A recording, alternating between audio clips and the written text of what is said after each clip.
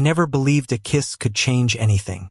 Then again, I never thought I'd end up half drunk, standing under a chandelier worth more than my car, with a man's lips pressed against mine, while the New York skyline glittered like 1,000 voyeurs. It started as a dare because apparently humiliation is the price of success in this city. "Come on, Alex," my coworker slurred, her diamond earrings catching the light. "You've been single since forever. Hire someone hot for your campaign, live a little." So I did. I hired him. His name was Ethan Vale, a rising fashion designer with a reputation for turning scandal into art. I'd seen his work before, those avant-garde suits that somehow looked like sin wrapped in silk. I didn't know that night he'd be wearing one of his own creations, open collar, silver chain resting against tan skin, or that his laugh would sound like he'd already read my soul and found it amusing. I was straight, or at least I thought I was, until Ethan looked at me like I was something worth designing. The rooftop of the Avalon Hotel was a swirl of gold and black champagne, music, whispers. Models mingled with editors. Fame clinked glasses with ambition. I was there representing Marwick Agency, one of New York's biggest advertising firms. We were launching a campaign for a luxury men's brand, and I needed a designer bold enough to make men want what they couldn't have. That's when he appeared, late, unapologetic, breathtaking. "Alex Marwick," he greeted, extending his hand. "You look like a man who's too busy being right to be interesting." I laughed. "And you look like trouble wrapped in expensive fabric." "Good," he said, smirking. "Then we'll get along perfectly." There was something magnetic about him, the way he didn't try to impress anyone, the way his eyes seemed to challenge me just to see how far I'd go. One drink turned into 3, then 5. The city blurred. So did my sense of boundaries. At some point, I remember leaning against the balcony, the wind brushing through my hair. Ethan joined me, silent for once, his expression unreadable. "You don't belong here," he said quietly. I frowned. "Excuse me? This party, these people. You wear their world like a rented suit. But it doesn't fit." His words hit harder than they should have. Maybe it was the alcohol, or maybe it was the truth. I wanted to deny it, to make some clever remark, but then he leaned closer, eyes dark, voice low. "Let me design something that fits you," he whispered. And before I could breathe, before my mind could catch up to my body, he kissed me. The kiss wasn't soft. It wasn't gentle. It was a collision of defiance, confusion, and desire I didn't know I was capable of. His lips tasted like champagne and challenge. When he pulled back, I should have said something. Anything. But all I could do was stare, pulse racing, words caught somewhere between fear and fascination. "What the hell was that?" I managed. "Honesty," he said. "You should try it sometime." He left before I could answer, his silhouette swallowed by the crowd, leaving me alone with the ghost of his touch. That night I didn't sleep. His words replayed in my head, looping like a melody I couldn't forget. The next morning, my assistant barged into my office. "Alex, about the campaign, we found our designer." I froze. "Who?" "Ethan Vale. He signed the contract this morning. Said you personally requested him." I hadn't, but I didn't correct her. Maybe I was curious. Maybe I was reckless. Maybe I just wanted to understand why that kiss still burned in my memory. When Ethan walked into my office later that day, sunlight pouring through the floor-to-ceiling windows, he looked different. Professional. Controlled. But those eyes, they still held that same spark. "Mr. Marwick," he said smoothly, "shall we talk about your brand's vision?" "My brand," I said slowly, "doesn't usually start with a kiss." He smiled, that infuriating, knowing smile. "Then maybe that's why it's boring." I should have fired him right there. Instead, I laughed. And that's how it began, the collaboration that would undo everything I thought I knew about myself. Days turned into weeks. Ethan was brilliant, infuriating, and relentless. He challenged every idea, every rule, every wall I tried to hide behind. "You sell perfection," he said once during a design meeting. "But perfection's a lie. People don't fall in love with perfection, Alex. They fall in love with flaws that feel like home." He didn't just mean the campaign. He meant me. The tension between us grew silent, dangerous, electric. Every time he leaned over my shoulder to show me a sketch, I felt the heat of his body too close. Every time his hand brushed mine, something inside me shifted, slowly, inexorably. And yet I pretended I didn't notice, pretended I didn't want him, because in my world, men like me didn't want men like him. But one evening, after another long day of fittings and frustration, he turned to me with that look, the one that undid me every time. "Why are you fighting this?" he asked. "Because it's not who I am," I said. "Maybe it is," he replied softly. "You're just scared to admit it." I didn't answer. Couldn't. He sighed, gathered his sketches, and walked to the door. "You can lie to yourself, Alex," he said, voice trembling just slightly. "But don't lie to me." Then he left, and for the first time in years, I felt truly alone. The days after Ethan left were quiet, too quiet. The office felt colder, emptier, as if his presence had been woven into the air itself, and taking it away had unstitched everything. His sketches still lay scattered across my desk. Fluid lines, bold shapes, and a note scribbled in the corner of one: "Perfection is a lie. Be real." I stared at those words for hours. Outside, New York pulsed with life, but I felt like I was watching it all from behind glass, a man trapped in the image he'd built, terrified of what would happen if the world saw the truth beneath. 3 weeks later, our campaign launched.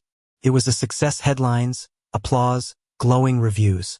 But every compliment felt hollow, because Ethan wasn't there to see it. At the after-party, I stood under the same kind of chandelier as the night we met, surrounded by laughter and empty smiles. People congratulated me on vision, risk-taking, artistic daring. If only they knew the real risk I'd never taken. Then, in the middle of all the noise, I saw him. Across the room, Ethan stood near the exit, hands in his pockets, watching me. He wasn't smiling, just looking, like he was waiting for something only I could say. I froze. The crowd blurred. My pulse hammered. For a moment, I forgot everything: the titles, the fear, the rules. And then I moved. Pushing past the glittering sea of faces, I walked straight toward him. Each step felt like shedding another layer of armor. When I finally reached him, I couldn't speak. I just looked at him, breathing hard. "You came," I said finally. He tilted his head, eyes searching mine. "I wanted to see if you'd still be pretending." My chest tightened. "I don't want to anymore." Ethan studied me for a long moment. "Then don't." We stepped out onto the balcony, that same cold Manhattan night air, that same city glow. But this time I wasn't drunk. I was scared, I said quietly, of what people would think, of who I'd be if I didn't fit their box anymore. Ethan didn't say anything. He just looked at me, patient, steady. "I kept thinking," I continued, "if I admit how I feel about you, it'll destroy everything I've built." He smiled faintly. "Maybe it'll rebuild something better." Silence hung between us, fragile and full. Then I reached for his hand. My fingers brushed his, hesitant, trembling, and he didn't pull away. "Ethan," I whispered, "I'm done pretending." For the first time in my life, the truth didn't feel like a threat. Felt like freedom. He stepped closer, his forehead resting against mine. The city hummed below us like a heartbeat. "Then stop fighting it," he murmured. And I did. We didn't make a grand announcement, no viral post, no public confession. The world didn't need to know, not yet. What mattered was that I knew. But New York has a way of exposing everything eventually. 2 weeks later, a tabloid caught us leaving his studio late at night, my hand still resting on his back. The photo hit social media before sunrise. By morning, it was everywhere. Ad executive Alex Marwick and designer Ethan Vale's secret affair? The agency called a meeting. My boss, older, conservative, polished, leaned back in his chair with a practiced sigh. "Alex, this could hurt our image," he said. "Clients might not react well to this kind of publicity." I looked at him, calm in a way that surprised even me. "Then maybe they're not the clients we want." His brows furrowed. "Are you sure you want to die on this hill?" I smiled. No, I'm not dying on it. I'm living on it. Then I walked out not fired, not broken. Free. That night, I went to Ethan's apartment. He was sitting by the window, sketching, soft jazz humming in the background. You saw the news? I asked. He nodded without looking up. Hard to miss. The internet's having a meltdown. I told them the truth, I said. That made him pause. He looked up slowly, eyes wide. You what? I told them I'm not ashamed. A long silence stretched between us. Then, slowly he stood, walked over, and took my face in his hands. You have no idea how long I've wanted to hear that, he said softly. Say it again, he whispered. I'm not ashamed. And when he kissed me this time, it wasn't a challenge. It was a promise. The weeks that followed weren't easy. Some clients pulled out. Others doubled down, praising the agency's bold inclusivity. The noise of public opinion swirled around us, but in the middle of it all, Ethan and I learned to breathe. We built a campaign together, one that wasn't about luxury or image, but truth. Models of every kind. Men holding hands, women laughing freely, love without labels. The tagline read, "Wear what's real." It went viral. But the real victory wasn't the success. It was waking up each morning next to him, the sunlight spilling across tangled sheets. His sleepy smile the first thing I saw. Sometimes, he'd mumble, "You still think you're straight?" And I'd laugh, brushing his hair back. "I think I'm yours." Months later, on another rooftop smaller this time, quieter, we hosted a private show for Ethan's new collection. No press, no flashing cameras. Just friends, laughter, and the hum of music drifting into the night. When the final model stepped off the runway, Ethan turned to me. "What do you think?" he asked. I smiled. "It's honest." He looked at me, eyes soft. "So are you now?" The crowd applauded as the city lights flickered below, reflections dancing on glass and metal. But I wasn't watching the skyline anymore. I was watching him, the man who'd ruined my carefully built world and replaced it with something real. And in that moment, surrounded by everything that once made me feel small, I realized I wasn't afraid anymore.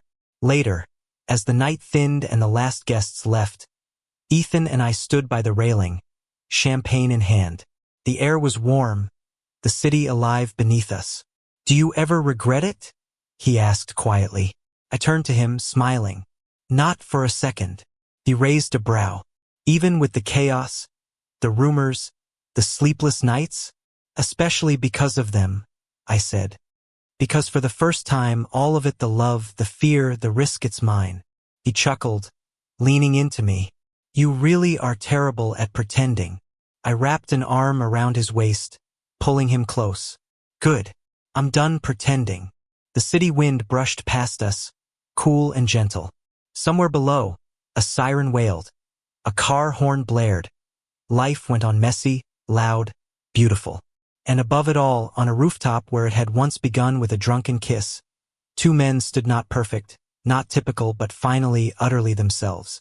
Ethan looked up at me, his eyes reflecting the lights of the city.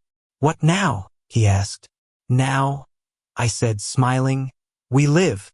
And as the music from the street floated upward, we kissed slow, unhurried, no longer defiant, no longer hidden. Just love. Real, fearless, and finally free. Thank you for listening.